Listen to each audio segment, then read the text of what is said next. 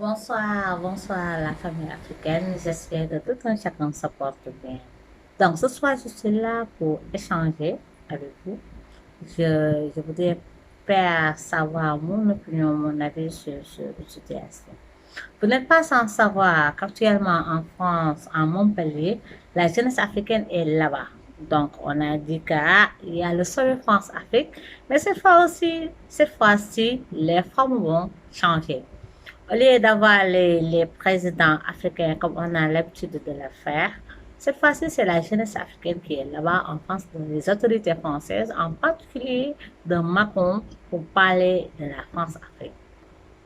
Certes, les formes ont changé, mais est-ce que le fond va changer? Je pense que la France d'hier, la France d'aujourd'hui et la France de demain sera toujours la France parce que c'est une politique qui fait la France. Ce n'est pas les Français et les Françaises, mais c'est la politique française qui pose problème. Donc, nous, jeunesse africaine, nous sommes tout le temps là à dire quoi? Hey, nos chefs d'État africains sont des larbins de la France. Nos chefs d'État africains sont les gouverneurs de province. Ce sont des sous-préfets de la France, du fait qu'ils sont toujours sous dictat de la France. Qui n'en a pas parlé? Qui ne s'est pas plaint du comportement de nos dirigeants à chaque fois que la France dit venez, venez, venez, fait appel à eux, ils sont là et ils disent ok, c'est bon, nous sommes d'accord. Et nous, aujourd'hui, est-ce que nous, en allant là-bas, répondre à ce sommet France-Afrique, sommes-nous conséquents? Et je pense qu'aujourd'hui, de nos jours, avec le niveau de conscientisation que nous avons ici en Afrique, est-ce qu'un jeune Africain devrait penser à perpétuer la France-Afrique? Je pense non. Nous devions penser autrement, essayer d'agir autrement, mais pas de perpétuer cette relation-là.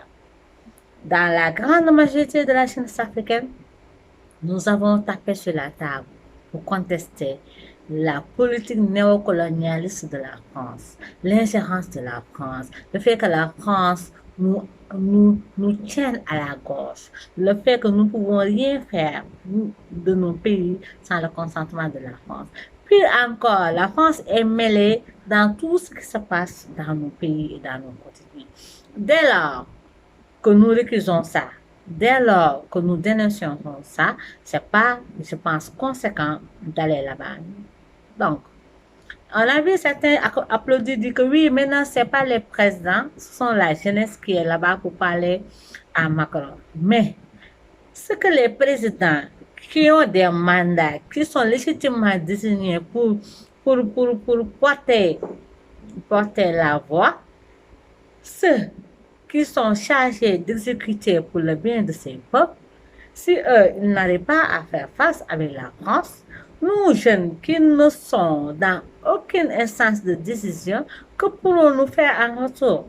Maintenant, d'autres disent, oui, cette fois-ci, la France va entendre la vérité. Oui, les jeunes vont dire la vérité à Macron. J'ai vu certains discours, oui, c'est beau d'entendre quand les jeunes essaient de s'affirmer devant Macron. C'est beau d'entendre les jeunes dire leur vérité comme ça. Mais je pense que c'est pas ça. Je pense que c'est même le fait d'y aller veut dire que nous sommes là pour négocier. Et je suis de ceux qui pensent que pour avoir notre liberté, nous ne devons plus négocier avec la France. Au contraire, nous devons rompre cette tutelle française-là. Maintenant, il faut aller dans des collaborations, mais je pense que ça, c'est État et État. Ce n'est pas à nous de le faire.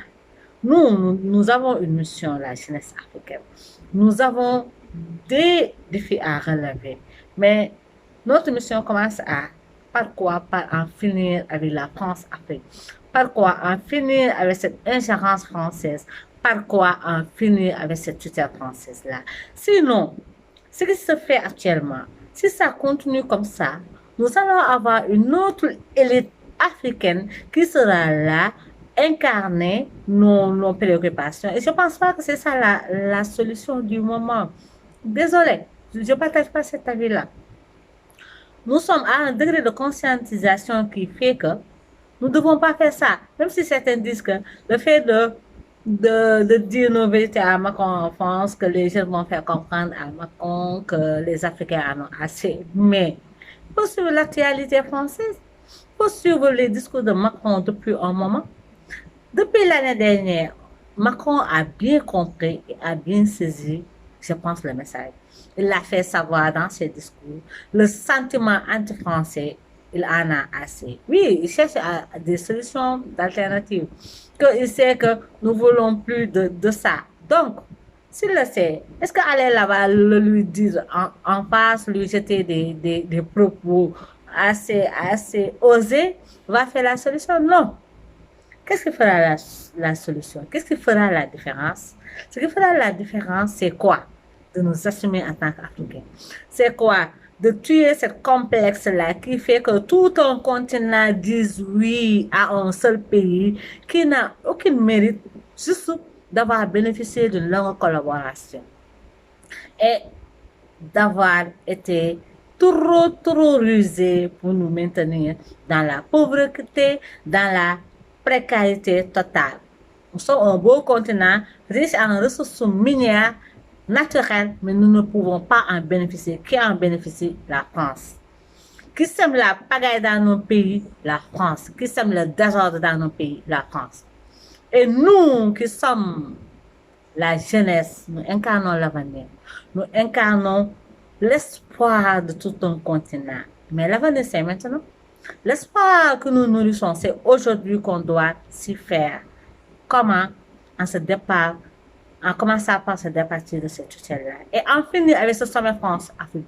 Nous ne voulons plus d'un sommet France-Afrique. Nous voulons, oui, d'une collaboration qui dit, nous sommes des États, nous ne pouvons pas nous fermer sur tout le monde. Certes, et la France a peut-être se bénéficier d'une longue collaboration, cohabitation, nous, on peut le dire, parce que l'Afrique francophone, c'est la France en quelque sorte. Donc, c'était ça mon avis, c'était ça mon opinion que je voulais partager. Oui, ça va plaire à certains, ça va plaire à d'autres, mais il faut le dire, nous n'attendons pas la jeunesse africaine pour parler avec la France. Nous n'attendons pas la jeunesse africaine dans des négociations avec la France.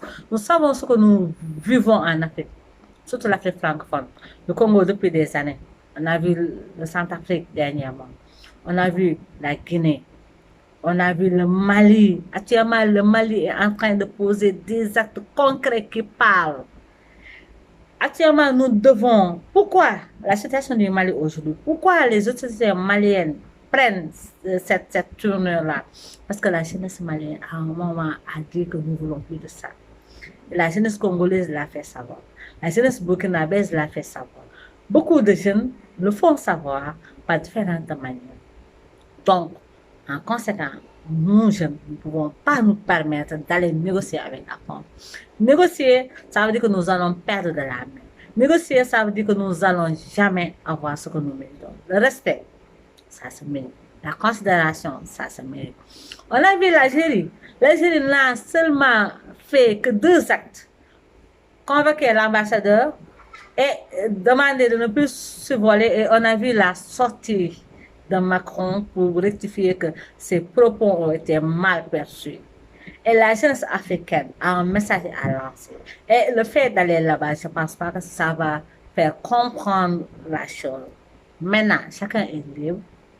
Chacun a ses approches. Chacun a sa manière de faire. Mais moi, personnellement, je ne suis pas convaincue de cette forme-là. Et je pense que ce n'est pas la place de la jeunesse africaine engagée qui incarne l'espoir, qui incarne le changement.